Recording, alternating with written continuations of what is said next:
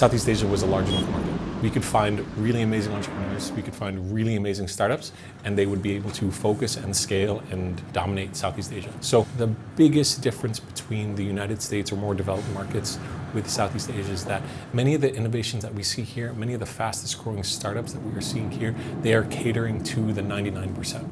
The fastest growing startups here necessarily need to provide a service at a price point that makes sense for a majority of the consumers in Indonesia, in Vietnam, in the Philippines. One that very much comes to mind is a company called Mapan in Indonesia. Mapan provided financial and e-commerce services to rural Indonesians. Probably one of our most successful investments to date because they were recently acquired by Gojek.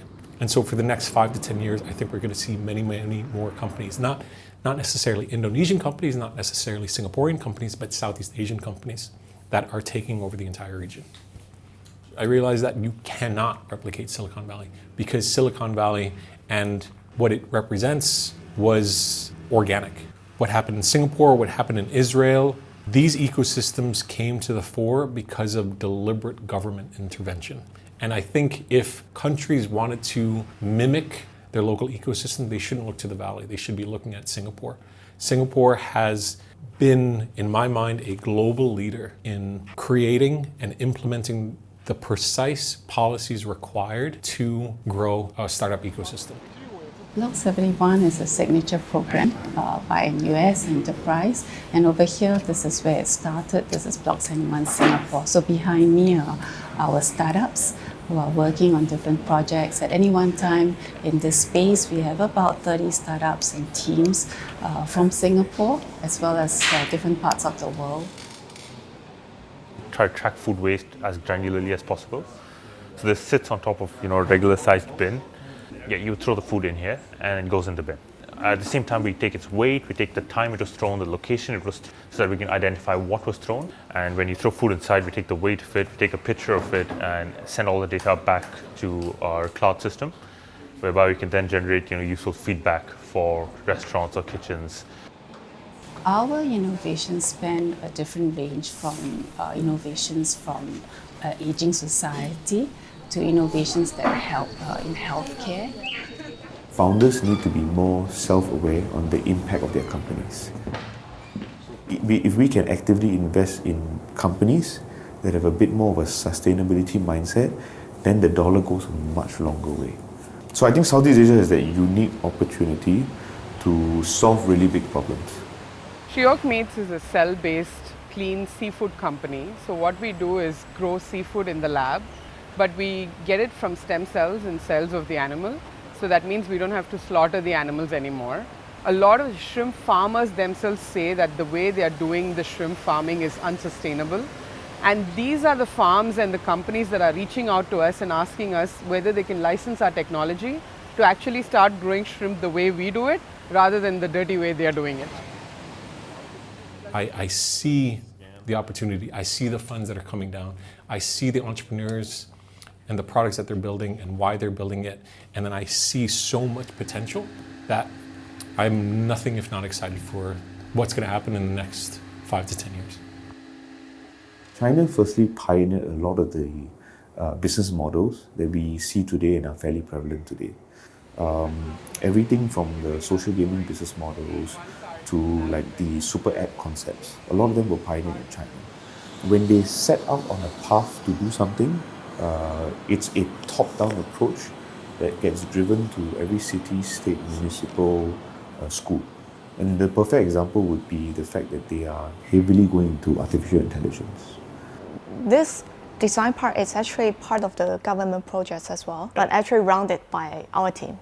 So this is one of the educational projects that we hosted for kids. So the camera is started to collecting all the data, the image it seems. For this one, it only takes like 20 minutes or 30 minutes for training the car so that it will be able to just self-driving directly by recognizing some simple environments. Nowadays, globally, there are over 90% of the electronic products are coming from Shenzhen. Oh, 对。So this is one of the most innovative mechanical robot hands. All the sensors will be here, so if you want to catch something in the VR game, you can use these devices.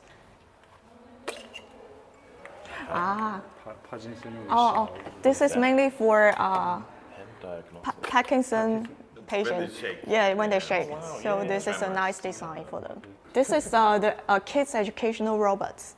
It has a camera here, so it can recognize. So if you put the storybook here, it will scan, and then it will read the stories for you.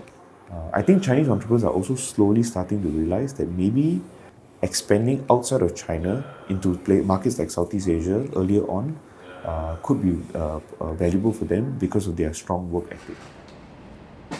They are developing application on App Store or Google.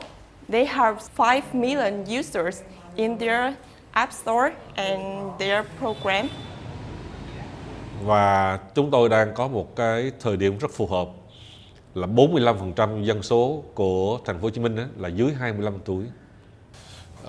Thực ra thì trong thời gian qua đó là Việt Nam là hết sức cảm ơn cái sự đóng góp rất nhiều từ các tổ chức quốc tế. Thì trong đó thì bản thân cá nhân C-Hub chúng tôi cũng đã nhận được nhiều cái sự hợp tác và hỗ trợ của UNDP trong nhiều cái lĩnh vực khác nhau. Thì tôi cho rằng là cái sự hỗ trợ này hết sức là quý giá. Thì tuy nhiên là quan điểm của tôi là cần có một sự đột phá, những cái dự án mang tính đột phá. Is massive growth in terms of accelerator, incubator, investors coming to Vietnam, and lots of consultancy, lots of help that helps Vietnamese entrepreneurs or Vietnamese startups to grow. In Vietnam, everything's new, everything's exciting. Everything is the first time, so everybody is going to, make it happen. I think Vietnam is way more inclusive than Silicon Valley. In terms of like gender, Vietnam got more women CEO and founders rather than in any other country that I've been to. I think it's going to be the new tech hub of the whole world. Like after Silicon Valley, after Israel, and after a lot of other Singapore, Vietnam would be the next one. Across the region of Asia and the Pacific, governments are integrating innovation in policies. There are a lot of innovative initiatives, startups, accelerators, they are growing. However, there is a lack of coherence among them. This is where UNDP can play a very important role in making innovation inclusive. This means ensuring innovation decreases inequality and engages citizens, particularly those people at the grassroots level, with the objective of achieving the Sustainable Development Goals. It is the best time ever, right, to actually make a global impact. And we have truly major problems globally, everything from climate, people like underprivileged people not getting the opportunities that they deserve. And I think now is the best time, right, for small, nimble and fast companies to think of innovative ways to tackle these problems.